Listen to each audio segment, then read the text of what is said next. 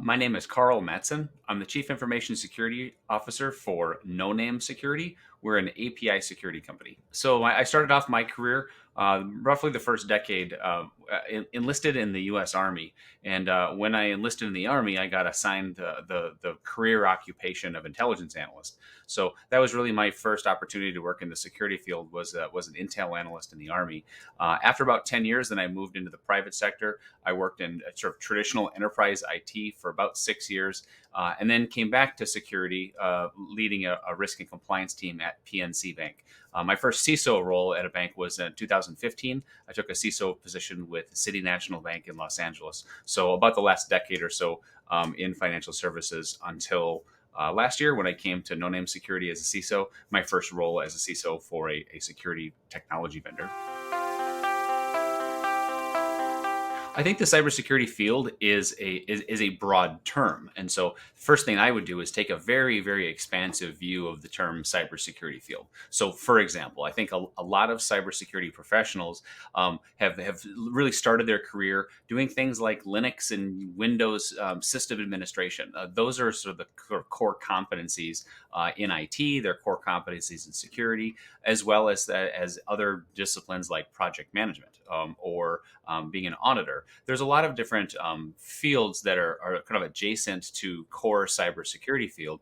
And a lot of people find the ability to move into cybersecurity is to take that skill set, like being an auditor or like being a system administrator, and just a relatively minor adjustment in the focus of that skills. Now you're on the cybersecurity team. And I think that's a good thing to look at cybersecurity as expansive. It's a big field. There's a lot of room for people with skills in and above things like pen testing and forensic analysis. Those are clearly cybersecurity core skills, but there's a lot of other things too that can be welcomed into the average security department today.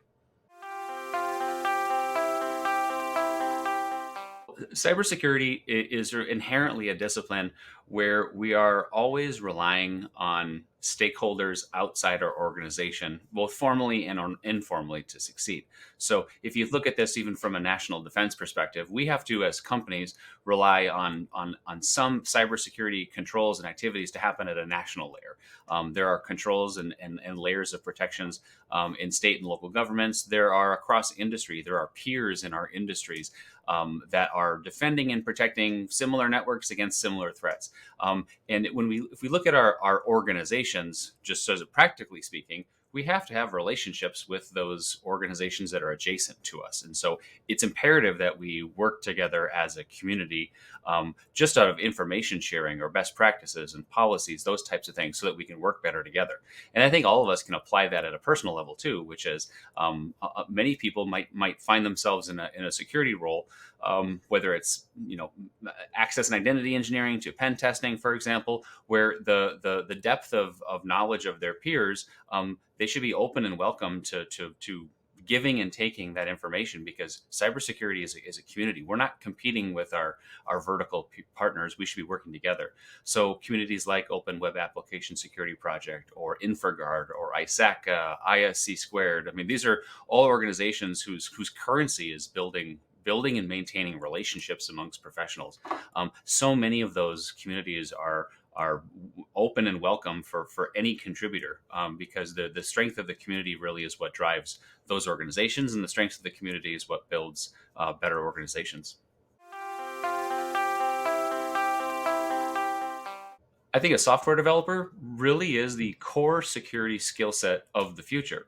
As we move into a world where we have software-defined networks, where we're software-defined infrastructure as code, we are increasingly becoming a security discipline that is less distinguishable every day from the discipline and the skill sets of a developer.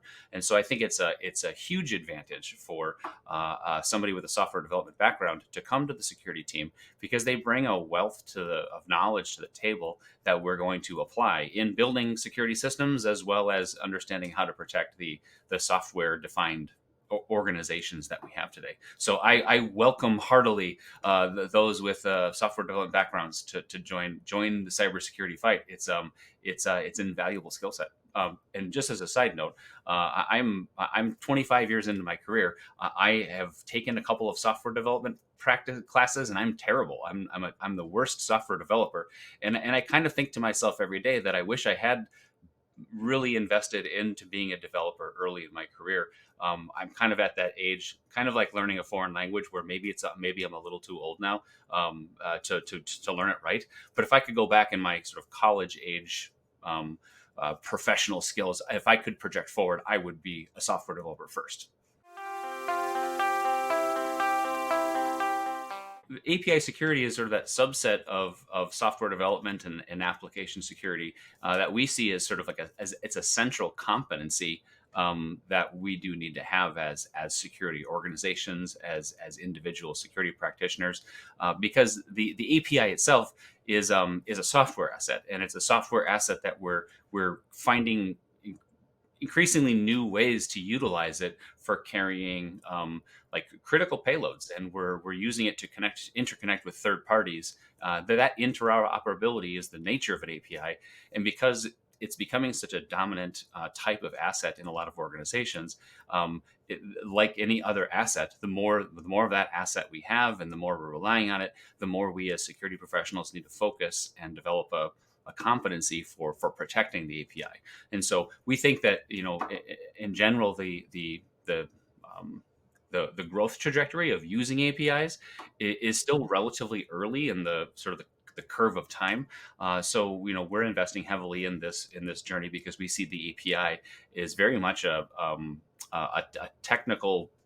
Um, it's a key that unlocks so much value for companies, and we're only starting to see that in the early days. And so we definitely believe that API security is a centerpiece of a future security strategy. I think there's good news and bad news in 2023. Macroeconomic trends would be impossible for me to predict, but I think that the consensus is that this isn't going to be a year of wild growth.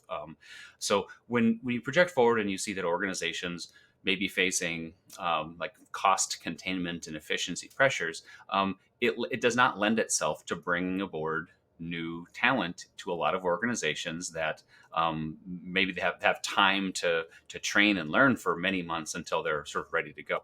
So I think the one thing that job seekers, especially early career, need to look for this year is to pay attention to the health of the organizations that they're applying to, because there are industries and companies that are not thriving right now, and as such, they're not likely to bring aboard new talented people because of the time it takes to get up to speed. But there are industries and there are organizations also who are growing fantastically well. And so that's one thing I would pay attention to as an applicant, is how healthy is this organization growing in the year. And as a new applicant, expect it to be a little hard to break into an organization that's not thriving. One thing that we're projecting is like a sort of this is sort of obvious, but as companies look to seek efficiencies and costs and human resources, one of the major pillars that they'll lean into is automation. And so how does somebody in the security field capitalize on that? Well, you capitalize that by learning how to automate things. So the development skills, like scripting skills, for security operations automation, or vulnerability automation, or automating security control checks in a code repo or a CI/CD pipeline. Those are not common skills right now in cybersecurity, but they're common jobs open all across the board. Is security specialists who specialize in automation. So if somebody is considering a career move, or sitting on the bench right now looking for something, if you're looking to possibly train into something and develop new skill sets, I would look really hard at developing skills that are focused on this sort of subset of security, which is developing automations. There's a lot of open source tools. For example, I can think of a handful like OWASP projects, where the automation focus is to create automatic security checks in code reviews and code pipelines, those types of things. There's a lot of training available for that, and I think that as a skill set is only that much more valuable now, because automation will most certainly be a pursuit objective, and we want the talent that can pull that off. The first thing about API security and hiring for it is that there are very few professionals historically that have like a lengthy background or skill set specifically in APIs. It's a relatively new discipline, but there's really there's sort of two farm systems of talented people that we can bring aboard to No Name, and we can make some adjustments and add to their skill set that make a huge difference. So the first is the API security is inherently an application security discipline, and so really anybody with an application security background understands half of the chess game of API security, just by virtue of knowing applications and securing development pipelines, developing secure code, testing practices, prior to release to production, web application attacks, and how to defend against them.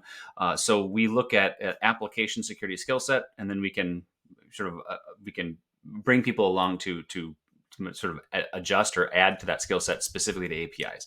And then but those are people who typically work in areas like customer success and sometimes software development, in our company. In the middle, in between that, there's the engineer, and so the engineer, like the solution art, we call them solution architects.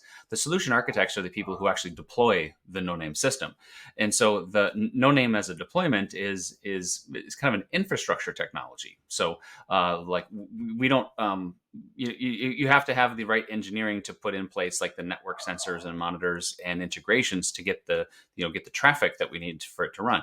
And so that's a network skill set. So most commonly, our solution architects are coming from backgrounds where they're experts in things like load balancers, or like enterprise networking technologies, like firewalls, for example, because that's where the No Name technology lives, and we need somebody with that skill set to actually implement the technology. And so, and just as well, there aren't a lot of people who have an infrastructure background and an API sort of specific experience level. So we bring those skills up as well. So we're in a great spot where we have the internal training to do that.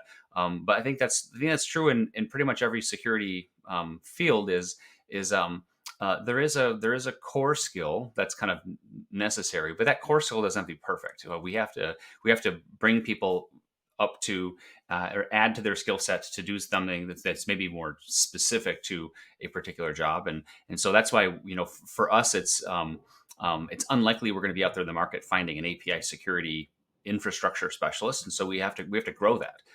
It's a pretty small distance, though, for somebody who's got experience at a network layer at a large enterprise to make that adjustment.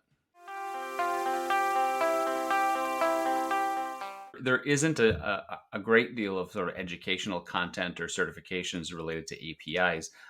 But two thoughts. The first is we we kind of embrace that problem. We have to, and so as a company, we have a series of training workshops and certifications that we do. Because I think we've had about 1,000 people so far go through our no name workshop, which is like a 4 hour. And there are two stages to it, sort of like a first stage and a second stage of more advanced. Because we readily acknowledge that there's not a lot out there, so we had to create our own content, even just for for like users of our technologies to make the best use out of it. So number one, we have to accept that that's our problem to solve. But then number two, I think that if you squint a little bit, you look back at like application security classes and fundamentals, they really do have API security kind of embedded all over the place. So just for example, like the OWASP top 10 that most application security people are familiar with, that OWASP top 10 has a companion list called the OWASP API top 10. And half of those are the same. Now, there's a handful that are specific to APIs, but I really do think that it's a relatively short distance to take kind of classical application security fundamentals, the controls, the technologies, the attack types, exact, and just put the API lens on it And when you make that switch, turns out that like, all right, 70% of what I already know is perfectly true and applies to APIs, and that's good. So the delta is relatively small. And if you really are looking for the API elements of application security, you really do find that most of the classic training and certifications are pretty good. They're not those aren't skills that need to go away. We just have to turn the volume up on a couple of features and to get there to focus on the API. Risks to APIs are usually a exploitation of business context. So yeah, I'll give you just a quick example. Would be if you shop online for a pair of shoes, you go to a website, you find the pair of shoes you want, you add to cart, you check out, and as you check out, you have to update your payment instructions because maybe the credit card you used last time is outdated. And then you check out, and your shoes are on the way. An abuse of APIs is the type of event where where a user goes to a shopping site and the very first thing that they do is attempt to change credit card instructions at payment checkout, never having first logged in, never having shopped, never having do sort of those things. Because what an API compromise oftentimes is, it's a compromise of the user's journey that is intended. Or it's a call it the business context compromise. So, so why the reason that's important is that security operations teams are not historically, and this is an overgeneralization, but they're not historically thinking exactly about the customer context of who's using their sites and how they're using them.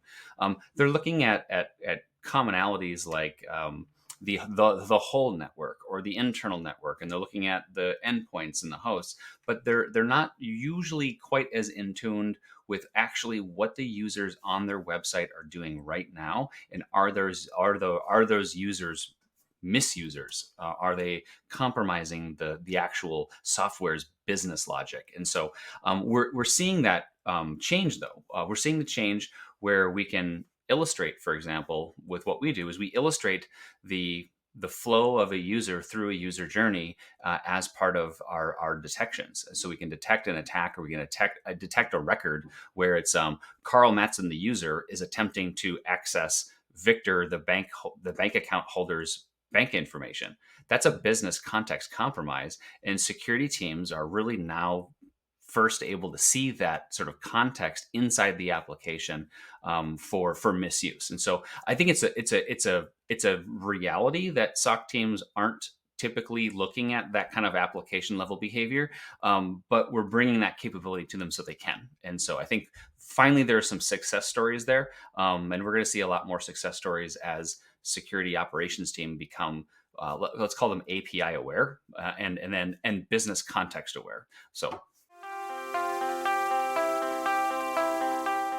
having been a buyer of technologies myself for 20 plus years, I'm acutely aware of what the buyer expects for us to demonstrate trust. So I need to demonstrate the integrity of the software product we're selling. I need to demonstrate the integrity of our risk and controls and our policies, that our buyers can look at No Name and with no hesitation can have the confidence level that we're a company that they can do business with, and that we're a company whose software that they can rely on. So, having said that, what I try to do as much as possible is always ground security control advice to my own company. And if I say I want to update a policy on something that I think is important, what I need to do is I need to communicate that as, this is what our customers need from us. Our customers need from us. I'll give you like an example would be like user access attestations. It's like that kind of like process that everyone hates doing, but you know what? Our customers expect us to do that. And even if maybe in a vacuum, maybe that would not be our first priority. If it's a priority for our customers, it's a priority for us. And so I'm bringing that sort of voice of the customer, the demand of the customer, into the security controls. And when we can tie that to can the customer procure us and acquire our software because they trust us?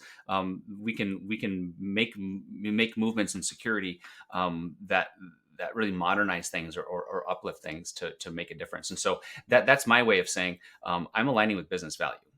what our customers expect from us, our customers get. And that's a healthy place to be as a CISO, is always aligning the security controls with how does this benefit our customers? Well, it benefits our customers because it's our evidence. It's our evidence and proof that we can be trusted as a company.